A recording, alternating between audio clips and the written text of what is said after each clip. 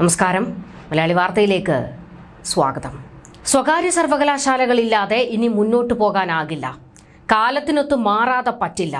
ഇനിയും വൈകിയാൽ വിദ്യാഭ്യാസ രംഗത്ത് കേരളം പിന്നിലാകും. സ്വകാര്യ സർവകലാശാല വിഷയത്തിൽ ഉന്നത വിദ്യാഭ്യാസ മന്ത്രി ആർ ബിന്ദുവിന്റെ പ്രതികരണമായിരുന്നു ഇത്. സത്യത്തിൽ കേരളത്തിലെ കമ്മികൾക്ക് എത്ര തന്തയുണ്ടെന്ന പരിഹാസമാണ് സോഷ്യൽ മീഡിയയിൽ നിറഞ്ഞുകൊണ്ടിരിക്കുന്നത്.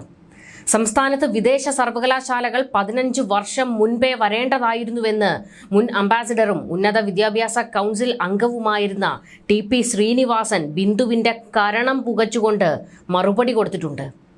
സ്വാശ്രയ കോളേജിന്റെ പേരിൽ സമരം നടത്തിച്ച് കൂട്ടത്തിലുള്ള 5 എണ്ണത്തെ കൊല്ലിച്ചു.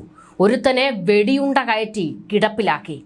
എന്നിട്ടിപ്പോൾ സ്വകാര്യ സർവകലാശാല അനിവാര്യമാണെന്ന്.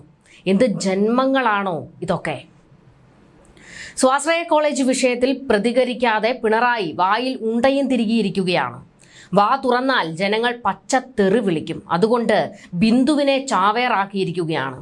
മന്ത്രി ബിന്ദു പുളിച്ച തെറി കേട്ടുകൊണ്ടിരിക്കുകയാണ് ഈ വിഷയത്തിൽ. ബിന്ദുവിന്റെ ഷോ കാരണം കൈരളിക്കും ദേശാഭിമാനിക്കും പച്ചത്തെറി അഭിഷേകം. സ്വകാര്യ സർവകലാശാല വിഷയത്തിലെ യൂടേൺ അടി വാർത്ത കൈരളി മിന്നായം പോലെന്ന് കാണിച്ചു. പിന്നെ വല്യേട്ടനും കുക്കറി ഷോയും ഒക്കെ ഇട്ട് രക്ഷപ്പെടുകയാണ്. എന്നാൽ ദേശാഭിമാനിക്കാണ് 8ന്റെ പണി കിട്ടിയത്. സർക്കാരിന്റെ യൂടേൺ അടി വെള്ള പൂശി വെളുപ്പിച്ചെടുക്കേണ്ട ഉത്തരവാദിത്തം ദേശാഭിമാനിക്കാണ്. മന്ത്രി ബിന്ദു ചതിച്ചെന്നാണ് ദേശാഭിമാനിയുടെ കരച്ചിൽ. പുഷ്പനെ അറിയാമോ, ഞങ്ങളുടെ പുഷ്പനെ അറിയാമോ എന്നെഴുതിയ തൂലിക കൊണ്ട് പുഷ്പനെ വെട്ടിയില്ലോ, ഞങ്ങൾ നെഞ്ചത്ത് വെട്ടിയില്ലോ എന്ന് എഴുതേണ്ടി വരുന്ന ഒരു ഗതികേട് നോക്കണേ. ബിന്ദുവിന്റെ യൂടേൺ അടി വമ്പൻ കോമഡി ആയിരുന്നു. അതൊന്ന് കേട്ടു നോക്കാം. ഇത് കാലത്തിന് അനിവാര്യമായ നടപടിയാണ്. ഇനിയും മാറി നിൽക്കാൻ കഴിയാത്ത അവസ്ഥയാണ് ഇന്നത്തെ ദേശീയ സാഹചര്യങ്ങളിലുള്ളത്. ഇത് കണ്ടുകൊണ്ട് തന്നെയാണ് കേരളത്തിലെ ഉന്നത വിദ്യാഭ്യാസ മേഖലയുടെ മാറ്റത്തിനും മുന്നേറ്റത്തിനും അനിവാര്യമായ ഒരുപാട് പരിഷ്കാരങ്ങൾ നടപ്പാക്കിക്കൊണ്ടിരിക്കുന്നത്.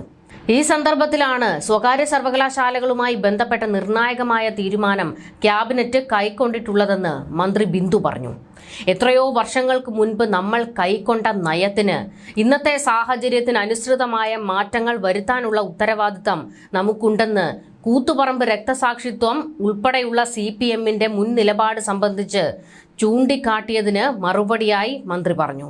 മൂർത്ത സാഹചര്യത്തിന് അനുസൃതമായ തീരുമാനമെടുക്കുക എന്നത് മാർക്സിയൻ നിലപാടിന്റെ ഭാഗം കൂടിയാണ്.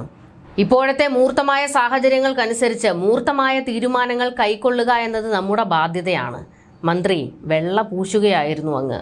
ഇടയ്ക്കിടെ വെള്ളം കുടിക്കുന്നുണ്ടായിരുന്നു. വെള്ളം കുടി നല്ലതാണ്. കാരണം ഇതുപോലെ എത്രയോ നല്ല അവസരങ്ങൾ വർഷങ്ങൾക്ക് മുൻപേ നടപ്പാകേണ്ടിയിരുന്ന പദ്ധതികൾ ഇവരുടെ വരട്ട് തത്വശാസ്ത്രങ്ങൾ കൊണ്ട് ഇല്ലാതാക്കിയിട്ടുണ്ട്.